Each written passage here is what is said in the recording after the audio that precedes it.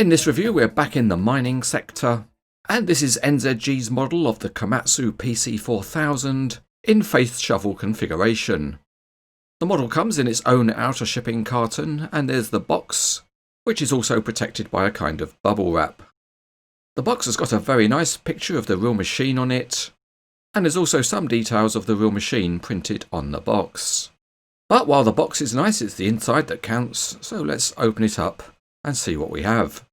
Out come the big polystyrene trays, and it's a little bit of a struggle because they're so big. But on Cranes etc. we're up to the task, and helpfully there's also an instruction sheet which advises you how to get the model out of the packaging.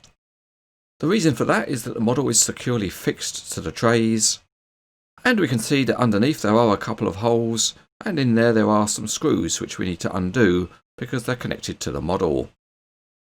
Once we've unscrewed, it's time for some knife work, and finally we can lift the lid and voila, here is the model. After that, it's a job for the heavy lift hand cranes, and we carefully lift the model out without putting any pressure on the more delicate parts. There's some more unwrapping to do of cling film on the crawler tracks, and there's a twist tie securing the stairs. But there's no assembly to do because it's complete out of the box.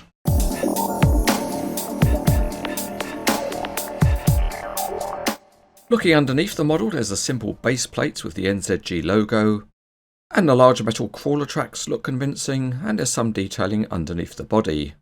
The large crawler track drive motors are modelled in plastic but with an excellent colour match, and there are hydraulic hoses running to them.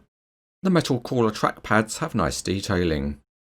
The cab has got thin windscreen wipers, and inside the cab you can see the floor pedals modelled, and on the outside of the cab there are numerous work lights.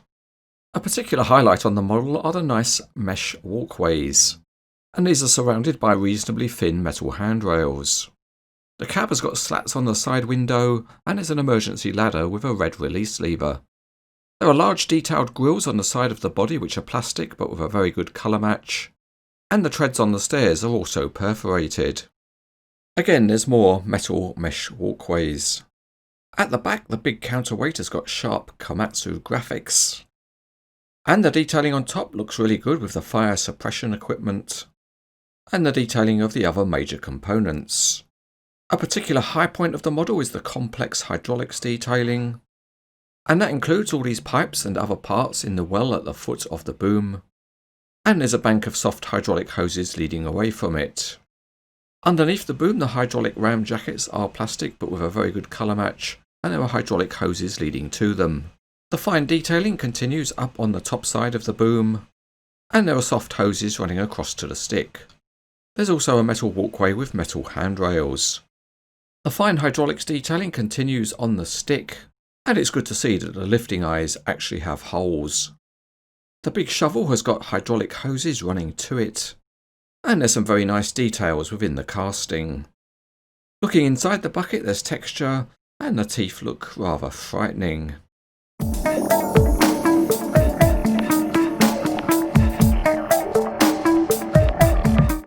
Out of the box, this model is a heavy chunk of metal, so let's put it on the Cranes etc. weighbridge. And after the heavy lift is completed, we see that it weighs in at about 8.5 pounds or 3.8 kilograms. The big crawler tracks roll very freely, and they have working rollers top and bottom. Also, the idler is spring-loaded to maintain the tension. Out on the Cranes etc. quarry floor, the surface is rough enough that the tracks can bite so that they roll. Rotating the PC4000 is pleasant to do, and it's nice and smooth. And so we move on to the excavating functions.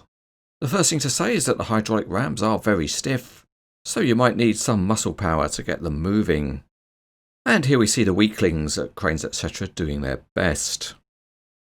There's a good range of movement on the boom, the stick and the shovel. And the stiff rams do mean that you can set a pose and the model will keep that pose. A little easier to do is to open and close the shovel, and it's got a very nice action. So overall the functionality matches the toughness of the real machine. If you want to get on and off, there's a stairway which lowers, and it reaches nicely to ground level. If you need to get off quickly, there's an emergency ladder, and on the model the safety latch is held in place by a pin. Here we're removing it in the only way that's really possible, and that's using a pair of tweezers. And after that we can flip the latch, and that allows us to pull down the ladder. It's controlled by a small hydraulic ram, and it works nice and smoothly.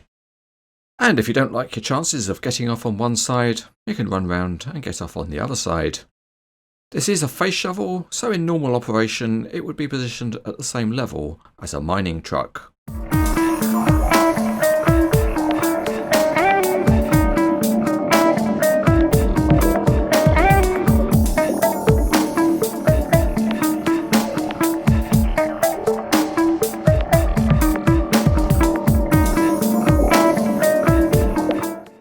NZG has made a really nice job of this Komatsu PC4000 configured as a face shovel.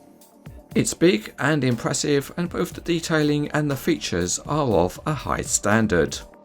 A model like this always looks good posed with others, and if you're interested in a model of a big mining machine, this one is excellent.